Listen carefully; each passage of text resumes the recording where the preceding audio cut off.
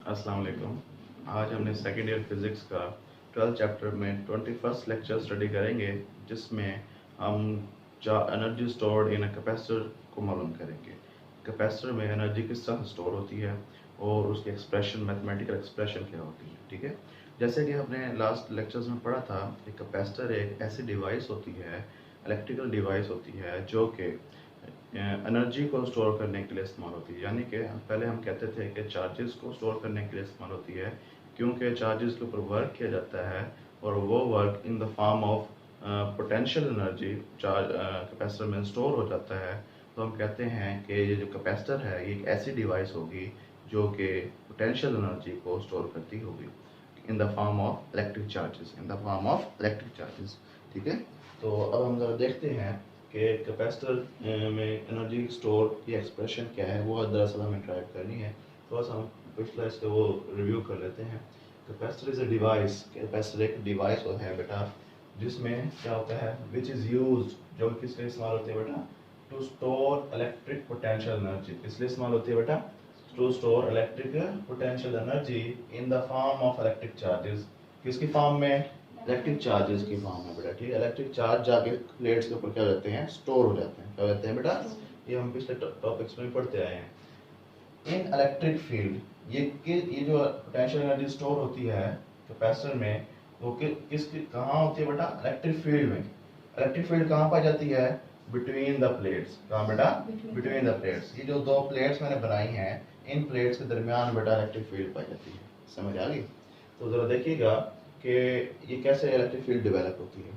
Let's suppose कि हम जब इसको स्टार्ट करना, टॉपिक को स्टार्ट करेंगे, तो हम कहेंगे हमारा जो कैपेसिटर है ना बेटा, वो इनिशियली जो है वो अनचार्ज है। वो क्या है बेटा, अनचार्ज। उसके ऊपर कोई चार्ज स्टोर नहीं है, उसके ऊपर कोई चार्ज स्टोर नहीं है। तो यानी कि ये हमारे पास एक कैपेसिटर है, इस पर कोई चार्ज स्टोर नहीं। ये जो दो पैरेलल लाइंस लगाई हैं, ये बेटा किसकी हैं, ये कैपेसिटर की लाइंस है। कैपेसिटर की प्लेट्स को रिप्रेजेंट करती हैं, और ये कैपेसिटर का सिंबल है बेटा। ये क्या है, कैपेसिटर का सिंबल है। ठीक है, तो अब देखो इनके ऊपर ये प्लेट्स हैं, इनके ऊपर कोई चार्ज मौजूद नहीं है। ये कैपेसिटर जो है अनचार्ज है। क्या है बेटा, अनचार्ज। इनिशियली इसके ऊपर चार्ज भी क्या है बेटा, जीरो। इसके ऊपर वर्क डन भी क्या है बेटा, जीरो। वर्क डन जीरो होने की वजह से पोटेंशियल, इलेक्ट्रिक पोटेंशियल जो है, ये potential difference between the plates क्या है बेटा, जीरो। ठीक है, हम ये कहते थे कि अगर हम इस प्लेट को positive terminal of the battery से जोड़ दें और इस प्लेट को negative terminal of the battery से जोड़ दें, तो ये वाला जो ये जो positive terminal of the battery है, इस टर्मिनल की वजह से इस प्लेट के ऊपर क्या आ जाएगा बेटा, पॉजिटिव चार्ज। क्या आ जाएगा बेटा, और इस नेगेटिव टर्मिनल की वजह से इसके ऊपर क्या आ जाएगा। ये किस तरह का फिनोमेना होता है, इलेक्ट्रोस्टैटिक इंडक्शन की वजह से ये चार्ज स्टोर होता है बेटा। ठीक है, अब जरा देखो कि दरअसल हमने एक बैटरी लगा दी इसके साथ। लेट्स सपोज कि हमने कहा कि ये जो चार्ज है ना, इस प्लेट, ये जो कैपेसिटर, ये चार्ज हो जाए। क्या हो जाए बेटा, चार्ज हो जाए। तो कैपेसिटर ने, बैटरी ने क्या किया, एक पॉजिटिव चार्ज इसके ऊपर स्टोर कर दिया, इस प्लेट के ऊपर। बात समझ आ गई? जब दूसरा पॉजिटिव चार्ज इधर से बैटरी से मूव करके इस प्लेट की तरफ आएगा, प्लेट के ऊपर पहले से कौन सा चार्ज मौजूद है, पॉजिटिव चार्ज। एक पॉजिटिव चार्ज और उसकी तरफ जा रहा है, तो वो पॉजिटिव चार्ज आने वाले पॉजिटिव चार्ज क्या करेगा बेटा, रिपेल करेगा। क्या करेगा बेटा, because same charges always repel each other बेटा। ठीक है, तो अब वो इजीली इस प्लेट तक नहीं पहुंच पाएगा जैसे पहला चार्ज पहुंचा था बेटा। बैटरी को फिर क्या करना पड़ेगा बेटा, वर्क करना पड़ेगा। क्या करना पड़ेगा बेटा, वर्क करना पड़ेगा to store that charge on the plate. बेटा बात समझ आ गई? तो बैटरी को क्या करना पड़ेगा, वर्क करना पड़ेगा स्टोर करने के लिए किसको, चार्ज को। अब एक चार्ज पहले स्टोर था, एक और चार्ज स्टोर हो गया। अब कितने चार्ज हो गए, दो पॉजिटिव चार्जेस हो गए। अब तीसरा जब चार्ज आएगा, उसको ये दोनों क्या करेंगे, रिपेल करेंगे। तो बैटरी को पहले से ज्यादा क्या करना पड़ेगा बेटा, वर्क करना पड़ेगा। बात समझ आ गई? जब बैटरी इस तरह वर्क करती जाएगी, तो कैपेसिटर के ऊपर तो चार्ज स्टोर होता जाएगा, लेकिन बैटरी की एनर्जी क्या होती जाएगी, डेसिपेट, यानी ज़ाया होती जाएगी, यूज होती जाएगी। बात समझ आ गई? अब हम इसको डायग्राम के जरिए भी देखते हैं बेटा। ये जो टर्मिनल है बैटरी का, ये पॉजिटिव टर्मिनल है और ये हाई पोटेंशियल कहलाता है बेटा। ये नेगेटिव टर्मिनल है और ये क्या कहलाता है, लो पोटेंशियल। बात समझ आ गई? तो करंट दो तरह का होता है, एक इलेक्ट्रिक करंट, इलेक्ट्रॉनिक करंट होता है, और एक बेटा कन्वेंशनल करंट होता है। क्या होता है बेटा, कन्वेंशनल करंट होता है। तो कन्वेंशनल करंट जो होता है बेटा वो पॉजिटिव चार्ज पॉजिटिव टर्मिनल से नेगेटिव टर्मिनल की तरफ होता है, इस तरह से लूप में मूव करता है बेटा। बात समझ आ गई? अब ये करंट है, यानी कि अभी पॉजिटिव चार्जेस मूव करेंगे, क्या करेंगे बेटा? पॉजिटिव चार्जेस मूव करेंगे। तो जरा देखिएगा, ये पॉजिटिव चार्ज इधर से मूव करके इधर जब इस प्लेट के ऊपर डिपॉजिट होगा तो फिर क्या होगा, वही बात है, चार्ज इजीली डिपॉजिट हो जाएगा, पहला चार्ज जो होगा बेटा। बात समझ आ गई? जब दूसरा चार्ज अभी यहाँ से मूव करके इधर आएगा तो वहां पे तो पहला एक और चार्ज मौजूद पहले से मौजूद है, वो चार्ज को क्या करता है बेटा? रिपेल।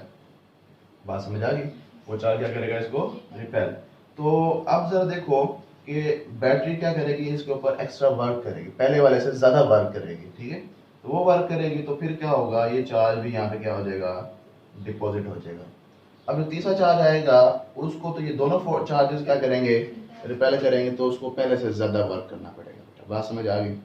अब ये तो था एक कन्वेंशनल मेथड के, जैसे कि बच्चों को समझाया था। असल में होता क्या है?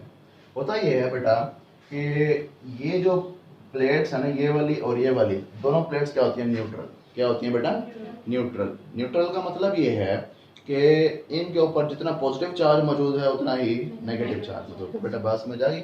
नेगेटिव चार्ज किस फॉर्म में मौजूद होता है? इलेक्ट्रॉन्स की फॉर्म में। किस फॉर्म में बेटा? इलेक्ट्रॉन्स की फॉर्म में। अब जैसे ही ये positive terminal of the battery इस प्लेट न्यूट्रल प्लेट के साथ कनेक्ट होता है, ज्वाइन होता है, तो ये पॉजिटिव पोटेंशियल, ये पॉजिटिव टर्मिनल इसके इलेक्ट्रॉन को अपनी तरफ क्या कर लेता है बेटा? खींच लेता है। बात समझ आ गई? इलेक्ट्रॉन को क्या कर लेता है? अपनी तरफ खींच लेता है। तो इलेक्ट्रॉन यहाँ से एक निकलेगा, पहले इसके ऊपर जितने पॉजिटिव चार्जेस थे उतने ही, फर्ज कर लें कि 5 पॉजिटिव चार्जेस थे और 5 ही, तो नेट चार्ज कितना था? 0। बात समझ आ गई? अब यहाँ से एक इलेक्ट्रॉन बाहर निकल गया, बाकी कितने बच गए? इलेक्ट्रॉन के ऊपर नेगेटिव चार्ज होता है ना, एक नेगेटिव चार्ज यहाँ बाहर आ गया, इलेक्ट्रॉन वो किस तरफ मूव कर गया बेटा? इस डायरेक्शन में। समझ आ गई? तो इसके ऊपर कितने इलेक्ट्रॉन बच गए? पॉजिटिव चार्जेस तो उतने ही हैं, तो अब चार्ज कितना बच जाएगा बेटा? +1। यानी कि बेटा इसके ऊपर पॉजिटिव एक पॉजिटिव चार्ज क्या हो गया? स्टोर हो गया। बात समझ आई? अब ये जो इलेक्ट्रॉन इधर आया था, बैटरी इसके ऊपर क्या करती है? वर्क। क्या करती है बेटा? इस इलेक्ट्रॉन को डिपॉजिट कर देती है इस वाली प्लेट के ऊपर बेटा। बात समझ आ गई? वर्क करने के बाद इसके ऊपर इसको क्या कर देती है बेटा? यहाँ पे स्टोर कर देती है। समझ आई? इस इलेक्ट्रॉन को यहाँ से निकाला, घुमा के इधर भेज दिया बेटा। ठीक। अब क्या करती है बैटरी? क्या करती है? दूसरा इलेक्ट्रॉन निकालती है यहाँ से बेटा। इन इलेक्ट्रॉन को क्या करती है? अपनी तरफ अट्रैक्ट कर देती है। इलेक्ट्रॉन कंटिन्यूस इस तरह से फ्लो करना शुरू हो जाते हैं बेटा। एक और जब इलेक्ट्रॉन निकल जाएगा तो यहाँ पे कितने इलेक्ट्रॉन बच जाएंगे? 3। कितने इलेक्ट्रॉन बच जाएंगे बेटा?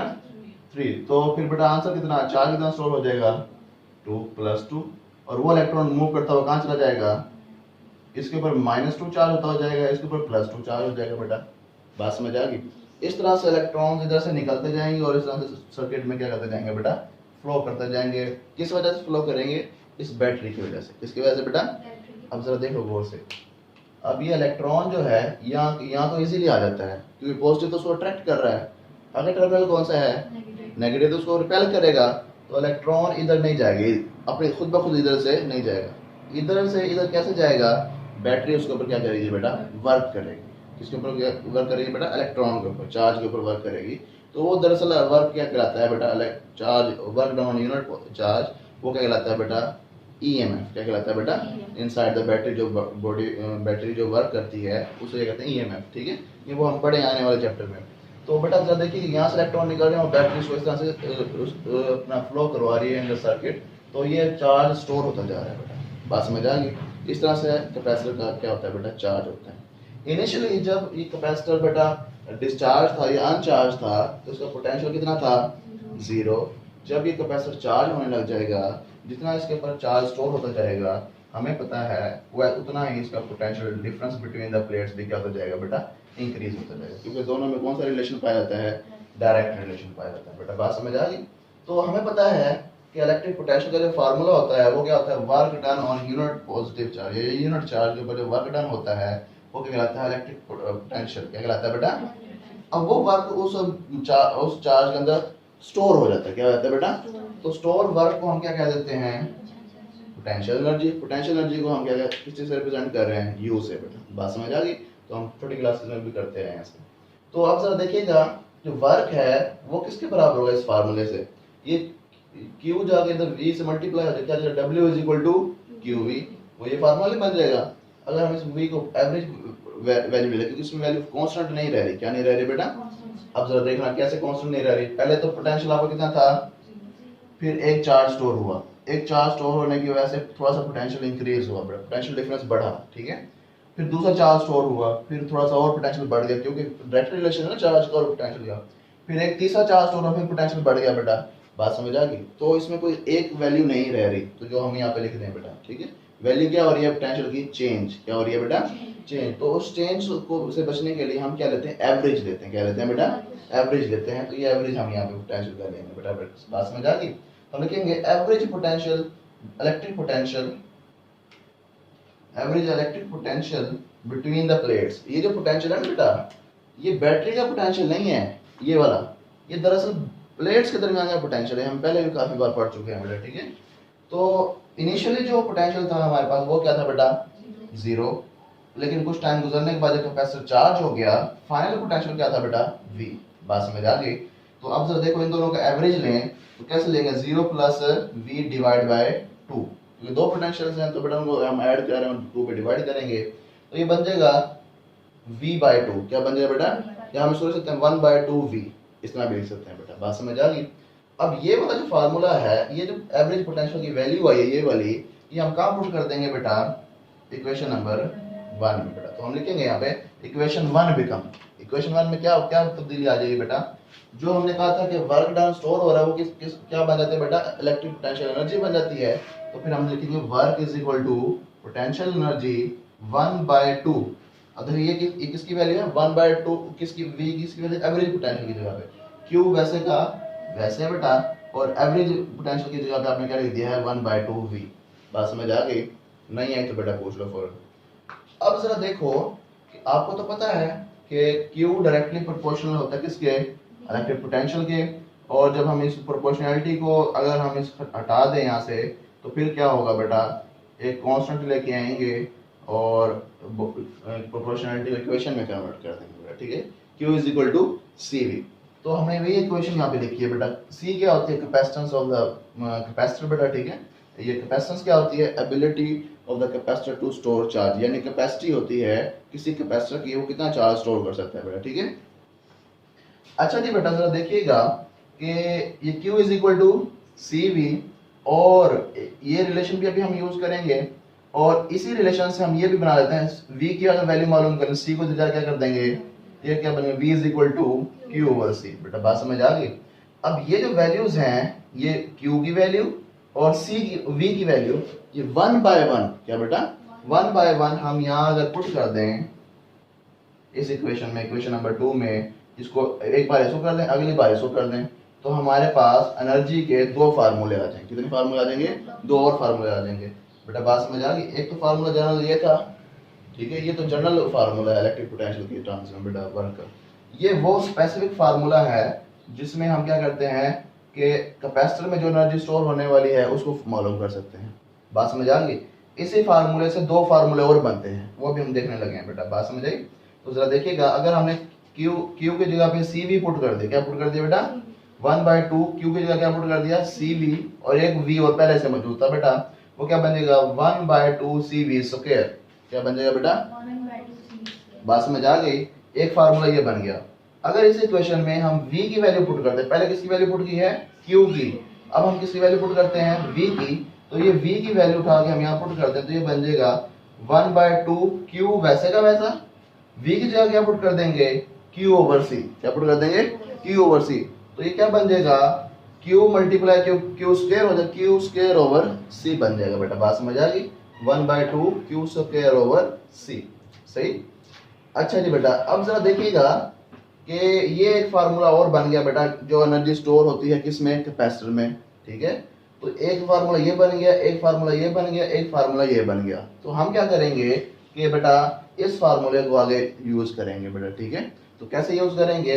इन फार्मूला ये भी है, ये भी है, ये भी, हम किसी के जरिए भी एनर्जी स्टोर मालूम कर सकते हैं, लेकिन हम इस पैसे फार्मूले को आगे लेके चलेंगे बेटा, ठीक है।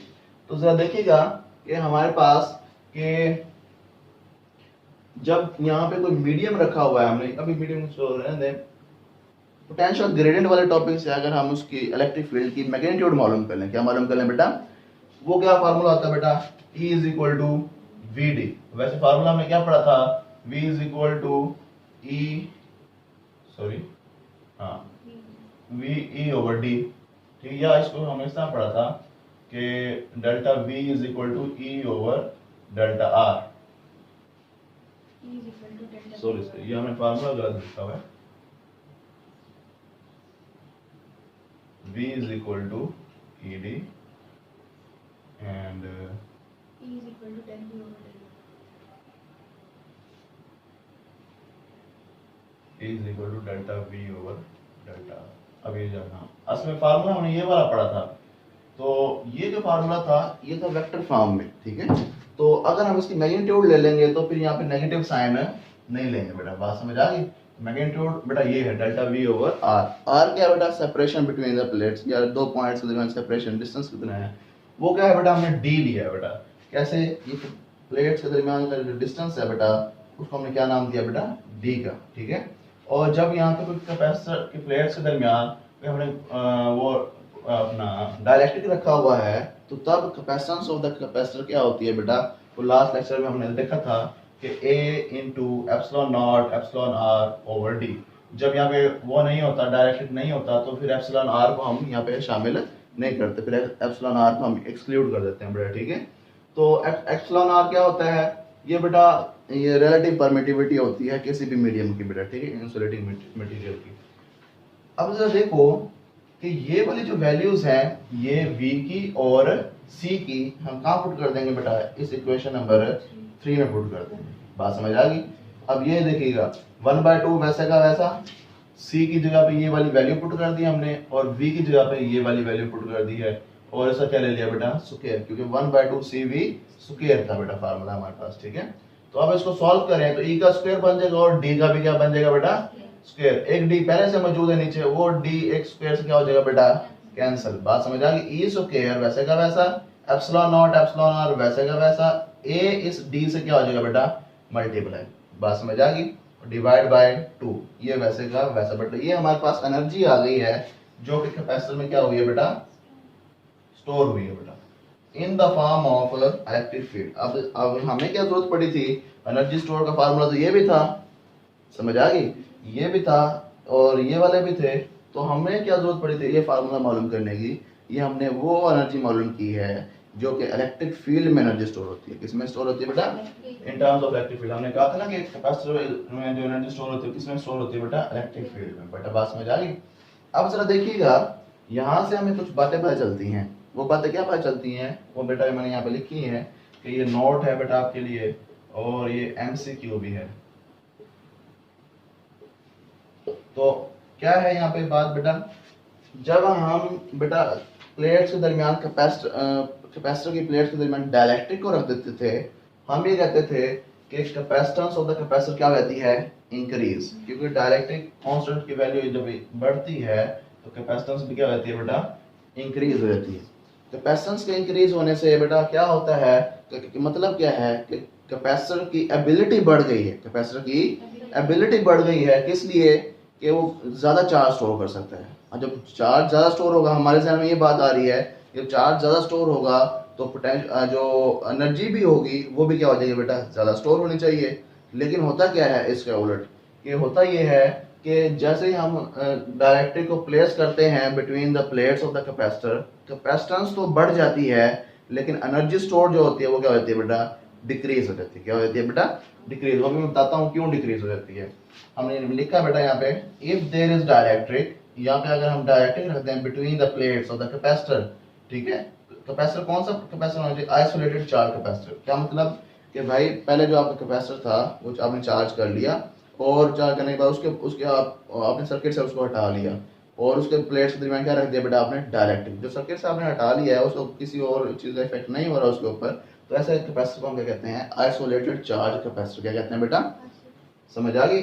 तो उसकी जो एनर्जी की वैल्यू जो होती है वो क्या होती है बेटा, डिक्रीज हो जाती है। क्या होती है, डिक्रीज। वो मैं बताता हूँ क्यों होती है। अभी हमने फार्मूला पढ़ा, इस फार्मूले को मैं यहाँ हाईलाइट करके लिख रहा हूँ बेटा कि U is equal to 1/2CV square. ठीक है, कैपेसिटेंस क्यों इंक्रीज होती थी डायरेक्ट्रिक के रखने से? क्योंकि वहां पे पोटेंशियल क्या होता था बेटा?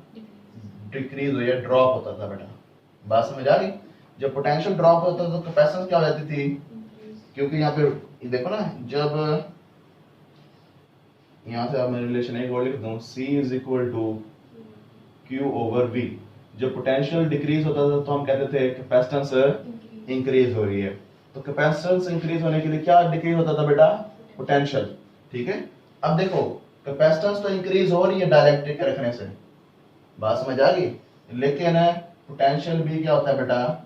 डिक्रीज। अब देखना, जितना पोटेंशियल डिक्रीज हुआ उसका अगर हम स्क्वायर ले लें तो इतनी कैपेसिटेंस इंक्रीज नहीं होती जितना पोटेंशियल ज्यादा ड्रॉप हो जाता है बेटा। बात समझ आ गई? तो क्योंकि फर्ज कर लें कैपेसिटेंस 2 टाइम इंक्रीज हुई है तो पोटेंशियल कितने, इस फार्मूले के मुताबिक कितना टाइम डिक्रीज हो जाएगा बेटा? 4 टाइम बेटा। क्या हो जाएगा? स्क्वायर टाइम डिक्रीज होगा ना बेटा। तो फिर इतना कैपेसिटेंस में इंक्रीज नहीं होगा जितना पोटेंशियल में ड्रॉप आ जाएगा, तो हम कहेंगे कि एनर्जी क्या हो जाएगी बेटा? डिक्रीज हो जाएगी।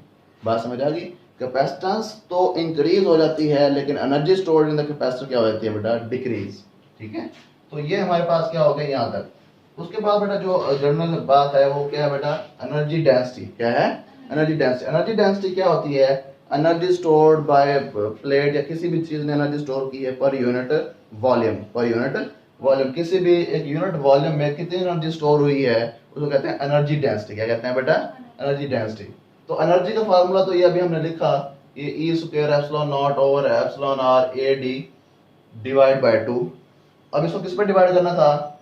वॉल्यूम पे। वॉल्यूम का फार्मूला क्या है बेटा? AD। AD का मतलब क्या है कि इन प्लेट्स, किसी एक प्लेट के एरिया को और बेटा ये इनके दरमियान सेपरेशन है उसको अगर हम मल्टीप्लाई कर दें तो हमारे पास क्या बन जाता है? वॉल्यूम बन जाता है। क्या बन जाता है बेटा?